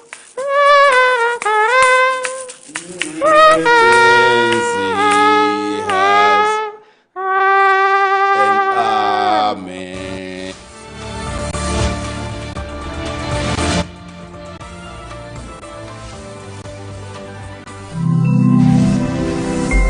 Metro TV, insightful and inspiring moments. In a time where noise is loud but clarity is rare, one program is changing the conversation. Welcome to the Intelligence Desk. This is not a talk show. This is a working studio.